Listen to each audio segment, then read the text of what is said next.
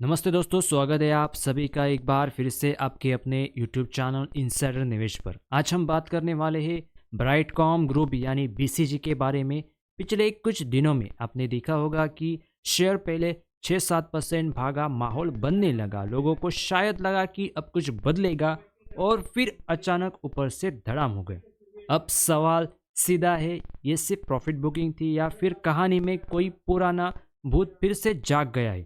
अगर आप इस शेयर में फंसे हुए या लेने की सोच रहे तो आज का वीडियो पूरा ध्यान से सुनिए, क्योंकि यहाँ गलती की कोई गुंजाइश नहीं है। अगर आप एक बार इसमें फंस गए तो आप अच्छे तरह से, बुरी तरह से आपका कैपिटल वाइप आउट कर सकते हो। तो अगर आप चैनल पर नए हो तो चैनल को सब्सक्राइब, वीडियो को लाइक और अपने दोस्तों के साथ शेयर करें ताकि यह जानकारी ज़्यादा से ज़्यादा लोगों तक पहुंच सके। तो चलिए सीधे मुद्दे की बात करते हैं। सबसे पहले ज़मीन की सच्चाई समझते। एक समय था जब ब्राइटकॉम ग्रुप का मार्केट कैप 2700 करोड़ के आसपास घूम रहा था। आज वही मार्केट कैप फिसल कर करीब 2200 करोड़ के आसपास आ चुका है। मतलब साफ है, ऊपर से पैसा निकला है। पिछले ट्रेडिंग सेशन में अच्छी तेजी दिखी, लेकिन जैसे ही लोगों को लगा कि थोड़ा मुनाफा हाथ में आ गए, वही से बेचने का बटन लोगों ने दबा दिया और वहां से एक अच्छी खासी सेलिंग प्रेशर देखने को मिली है।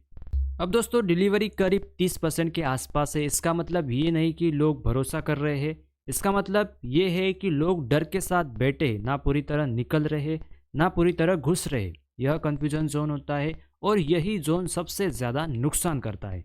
अब कंपनी की तरफ चलते हैं तो 19 दिसंबर को कंपनी ने एक स्टेटमेंट जारी किया है। भाषा वही पुरानी है, कोर बिजनेस स्ट्रांग है, विजन क्लियर है, डिसिप्लिन से काम कर रहे।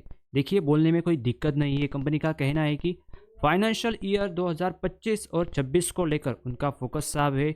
डिजिटल एडवर्टाइजिंग में नॉर्थ अमेरिका और APAC रीजन से 6 से 8% की ग्रोथ दिख रही है और ये बात कागज पर गलत भी नहीं है। सबसे बड़ा पॉइंट जो उन्होंने बोला है, अगले 30 दिनों में नया CFO आने की उम्मीद है। अब यहाँ एक चीज़ और मैं ऐड करना चाहता हूँ कि CFO आना यानी पॉजिटिव इंटेंट दिखाता है, लेकिन जब तक नाम नहीं पता, बैकग्राउंड नहीं पता कौन है और अकाउंट्स में कंसिस्टेंसी नहीं दिखती, तब तक यह एक सिर्फ प्रॉमिस से प्रूव नहीं हो सकता। तो अब ये देखना होगा कि CFO अगला कौन आने वाला है, उसका बैकग्राउंड क्या है और वो किस तरह से पिछले कंपनियों को किस तरह से उन्होंने हैंडल किया है। अभी ये भी देखना होगा, तभी इस पर हम विश्वास करते हैं और कंपनी के फिर से इन्वेस्टर को जो ट्रस्ट था, वो खो गया था, वो वापस से लाने की एक उम्मीद रह सकती है। अब आते हैं उन बातों पर जिन पर यूट्यूब पर कम लोग खुलकर बोलते हैं, यानी शेयर होल्डिंग पैटर्न की बात मैं कर रहा हूँ। सबसे पहले FI की बिग वाली। सितंबर क्वार्टर में FI यानी विदेशक निवेशों ने लगभग 6.5% हिस्सेदारी घटाई है।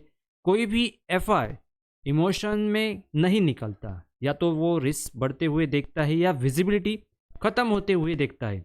और जब स्मार्ट मनी बाहर जाता है तो रिटेल को एक्स्ट्रा सतर्क रहना और ज़रूरी होता है, क्योंकि अगर FIs भी बाहर जा रहे हैं तो इसका मतलब जो बड़े इन्वेस्टर हैं उनको बहुत कुछ पता है उस कंपनी के बारे में, इसलिए वो अपना पैसा निकाल रहे हैं। उनको पता है कि हम इस कंपनी में पैसा लगाएंगे तो रिटर्न बनने के चांसेस उनको कम लग रहे हैं। इसकी वजह से इन्होंने एक अच्छा खासा स्टेक कम किया है।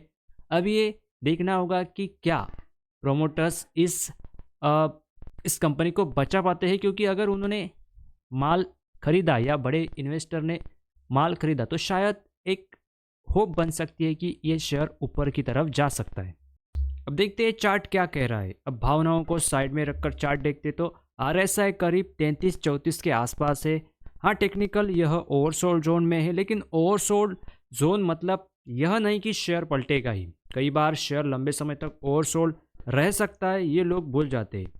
अब अगर हम मूविंग एवरेज की बात करें तो 5 डे मूविंग एवरेज को छोड़कर शेयर हर बड़े एवरेज के नीचे है। वो 10 हो, 20 हो, 50 हो, 100 हो या 200, सबके नीचे है। मतलब ट्रेंड अभी भी नीचे का ही है। 10 का लेवल इस वक्त लाइफ लाइन है। अगर यह लेवल टूटा तो अगला लॉजिकल स्टॉप 7 रुपये के आसपास आता है और यह डरने की बात नहीं, चार्ट की भाषा बताता है। तो दोस्तों, फाइनल कंक्लूजन की बात करेंगे तो ब्राइटकॉम ग्रुप कोशिश कर रही है, इसमें कोई शक नहीं, लेकिन कोशिश और भरोसे में फ़र्क होता है। जब तक प्रोमोटर्स खुद सामने आकर हिस्सेदारी नहीं बढ़ाते जब तक गवर्नेंस पर क्लियर एक्शन नहीं दिखता और जब तक नंबर्स लगातार साफ नहीं होते, तब तक यह शेयर हाई रिस्क कैटेगरी में ही रहेगा।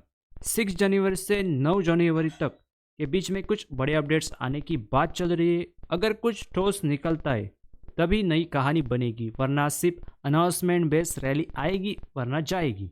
अगर आप पहले से ही फंसे हुए तो इमोशन में डिसीजन मत लीजिए, और अगर नए हो तो हीरो बनने की ज़रूरत नहीं। मार्केट रोज़ मौका देता है तो अपना कैपिटल बचा के चलो।